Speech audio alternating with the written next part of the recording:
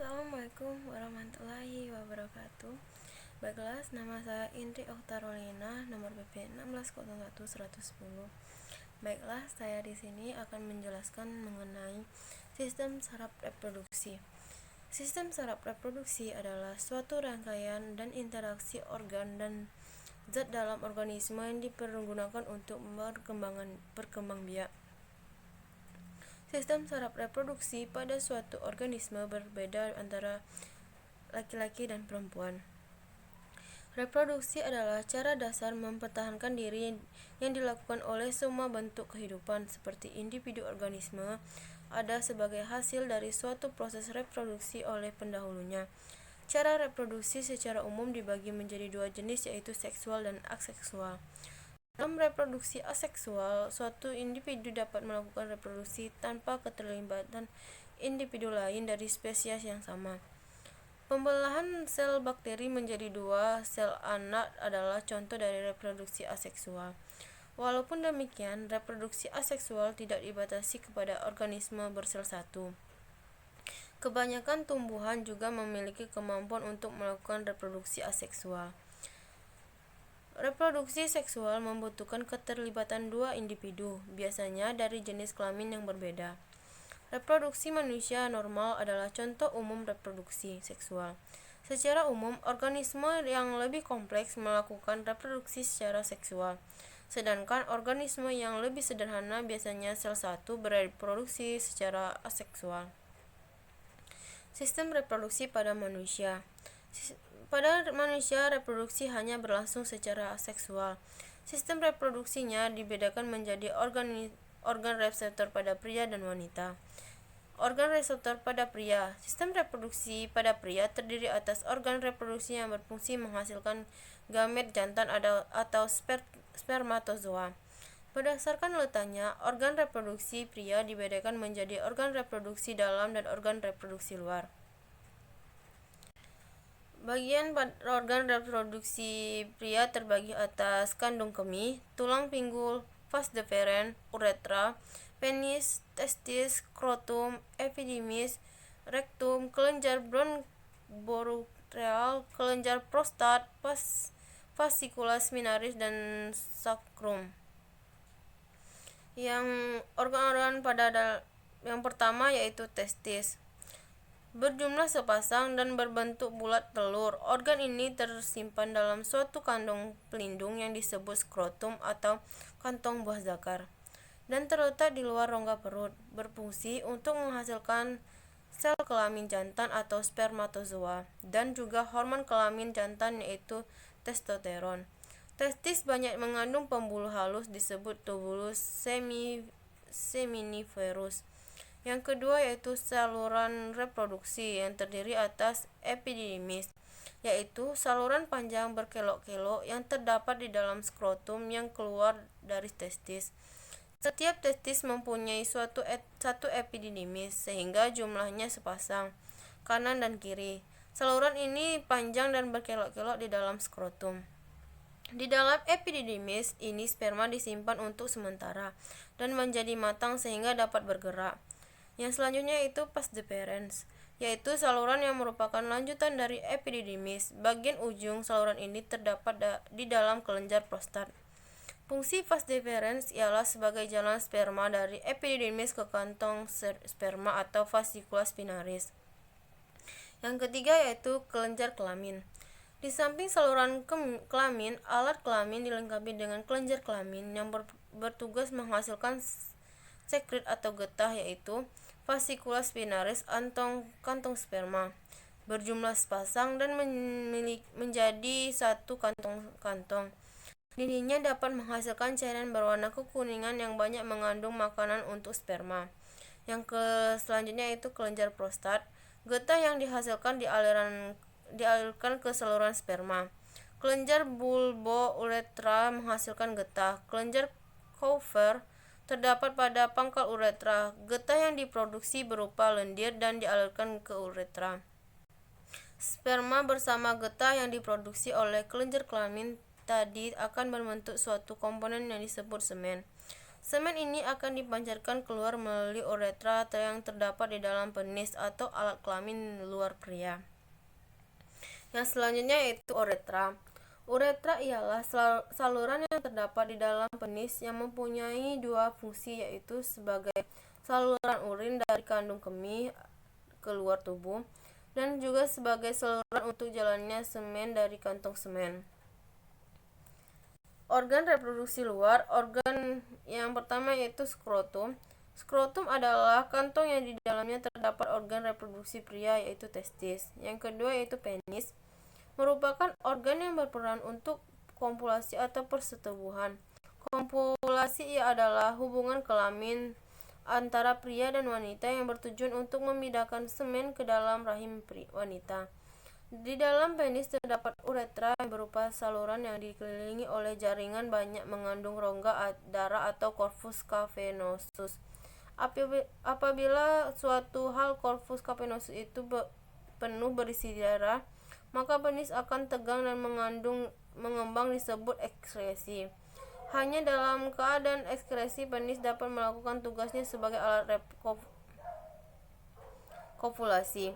Alat reproduksi pada pria mulai berfungsi semenjak masa puber, yaitu kurang lebih 14 tahun sampai tua selama manusia itu dalam keadaan sehat.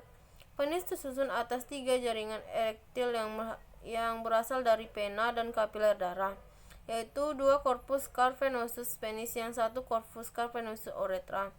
Di bagian tengah penis terdapat uretra. Penis ditutupi oleh kulit yang tebal. Gland penis atau kepala penis ditutupi oleh kulit yang disebut dengan preputium.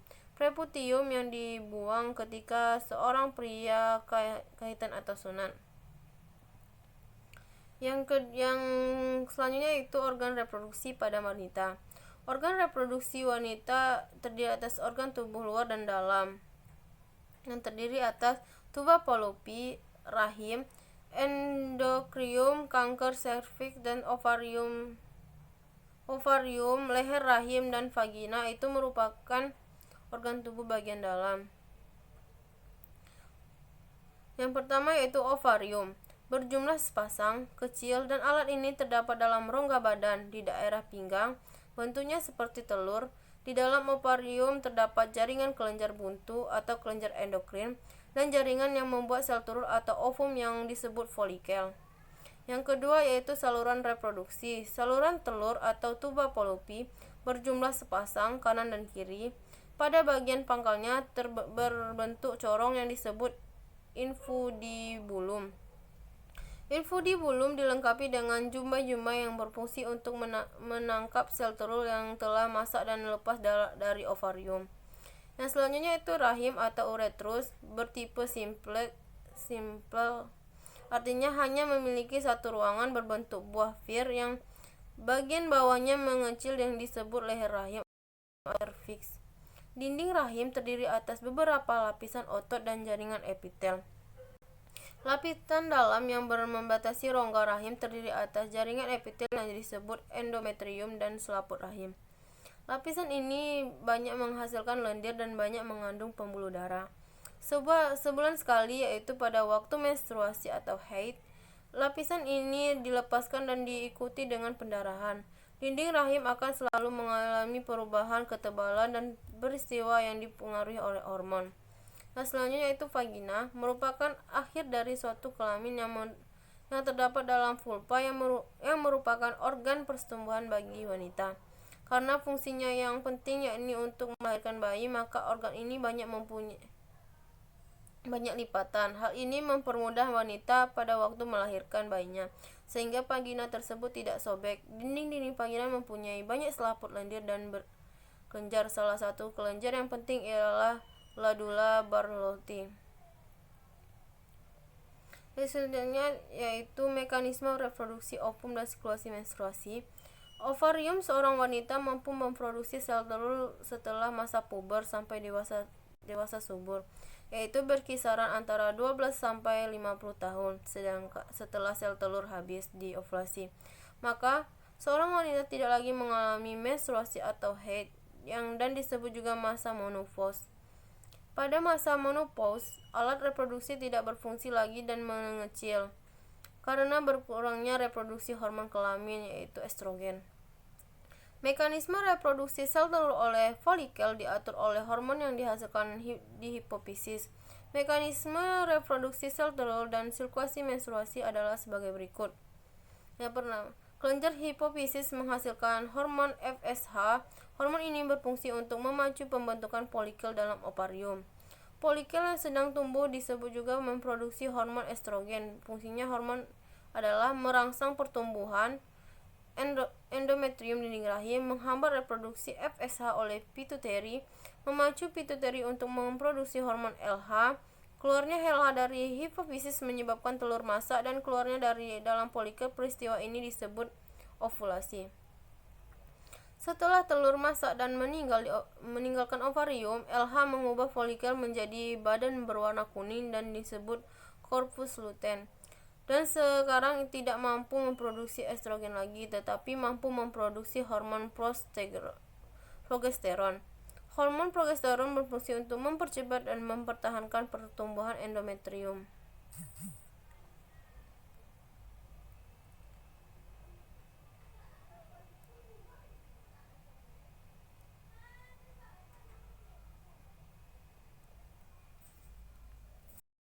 Assalamualaikum warahmatullahi wabarakatuh.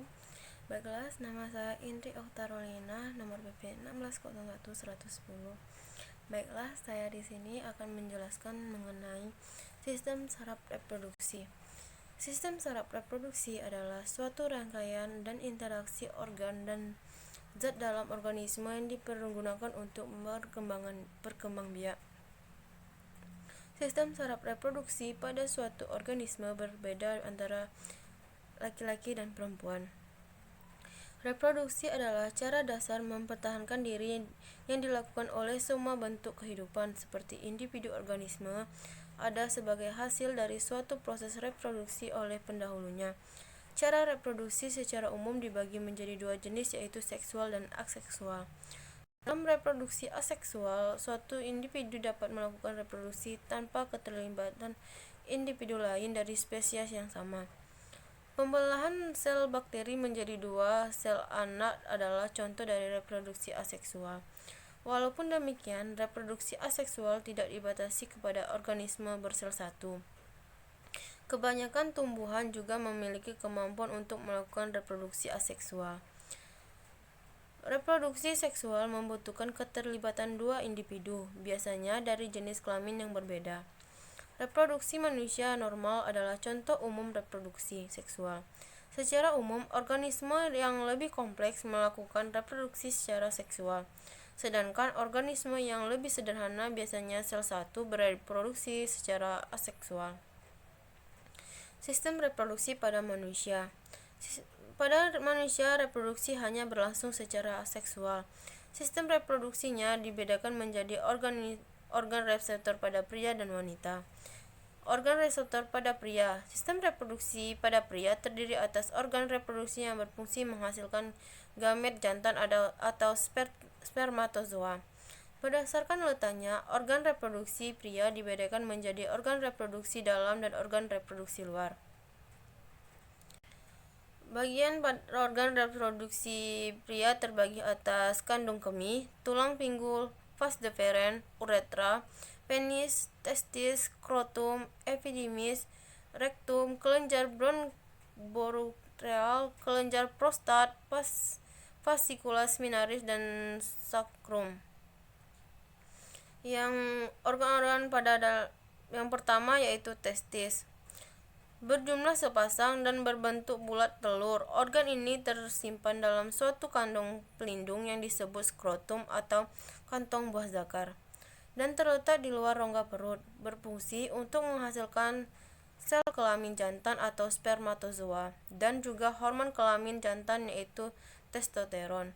Testis banyak mengandung pembuluh halus disebut tubulus seminiferus.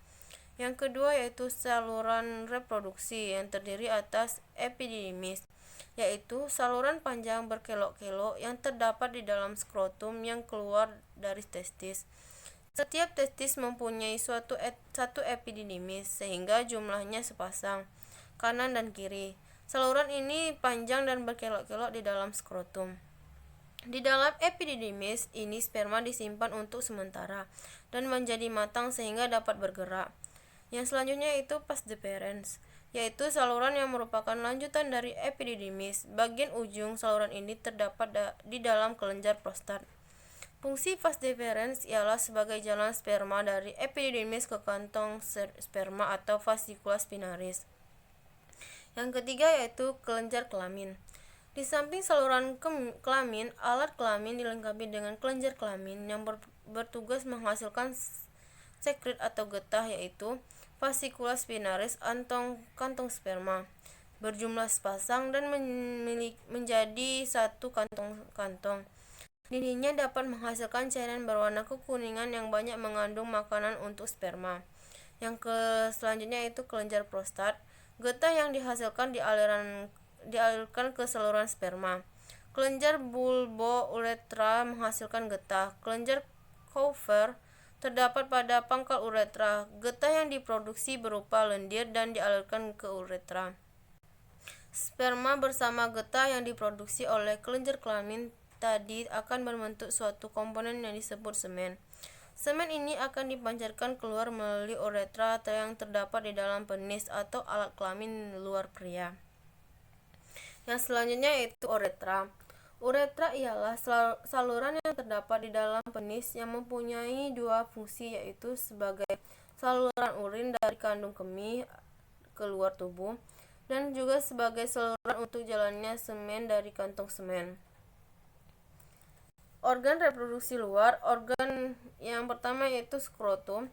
Skrotum adalah kantong yang di dalamnya terdapat organ reproduksi pria, yaitu testis. Yang kedua yaitu penis, merupakan organ yang berperan untuk kopulasi atau persetubuhan. Kopulasi adalah hubungan kelamin antara pria dan wanita yang bertujuan untuk memindahkan semen ke dalam rahim wanita. Di dalam penis terdapat uretra yang berupa saluran yang dikelilingi oleh jaringan banyak mengandung rongga darah atau corpus cavernosus. Apabila suatu hal corpus cavernosus itu penuh berisi darah, maka penis akan tegang dan mengembang, disebut ekskresi. Hanya dalam keadaan ekskresi penis dapat melakukan tugasnya sebagai alat kopulasi. Alat reproduksi pada pria mulai berfungsi semenjak masa puber, yaitu kurang lebih 14 tahun sampai tua selama manusia itu dalam keadaan sehat. Penis tersusun atas 3 jaringan erektil yang berasal dari pena dan kapiler darah, yaitu 2 corpus cavernosus penis yang 1 corpus cavernosus uretra. Di bagian tengah penis terdapat uretra. Penis ditutupi oleh kulit yang tebal. Gland penis atau kepala penis ditutupi oleh kulit yang disebut dengan preputium. Preputium yang dibuang ketika seorang pria kahitan atau sunat. Yang selanjutnya itu organ reproduksi pada wanita.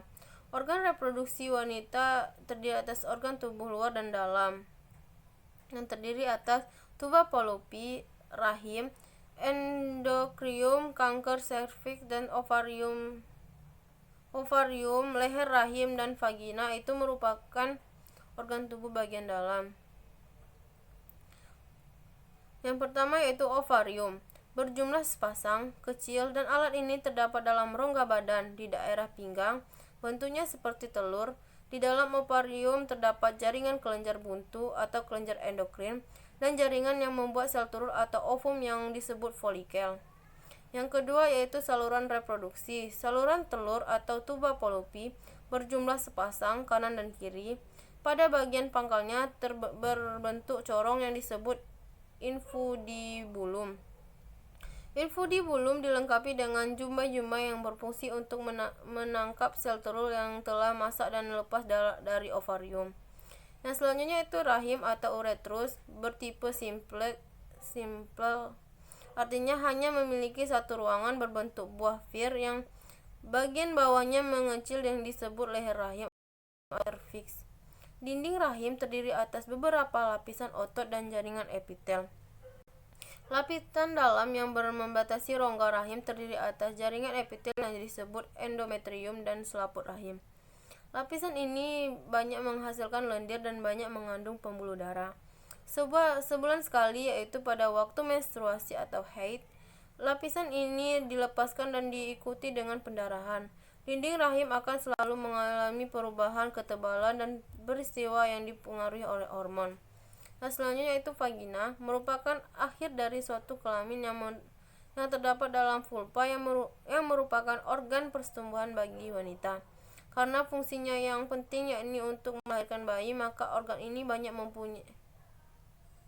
lipatan. Hal ini mempermudah wanita pada waktu melahirkan bayinya, sehingga vagina tersebut tidak sobek. Dinding-dinding vagina mempunyai banyak selaput lendir dan berkelenjar. Salah satu kelenjar yang penting ialah Glandula Bartholdi.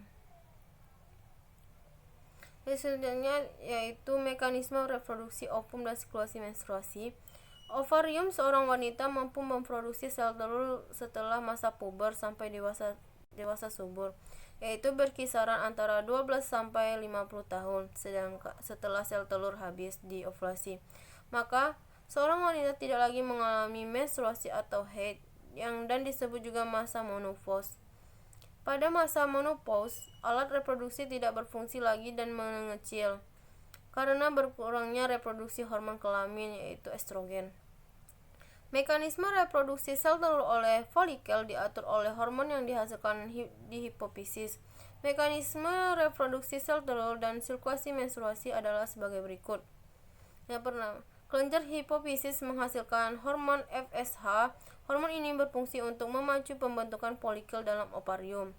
Folikel yang sedang tumbuh disebut juga memproduksi hormon estrogen. Fungsinya hormon adalah merangsang pertumbuhan endometrium dinding rahim, menghambat reproduksi FSH oleh pituitari, memacu pituitari untuk memproduksi hormon LH. Keluarnya LH dari hipofisis menyebabkan telur masak dan keluarnya dari dalam folikel. Peristiwa ini disebut ovulasi.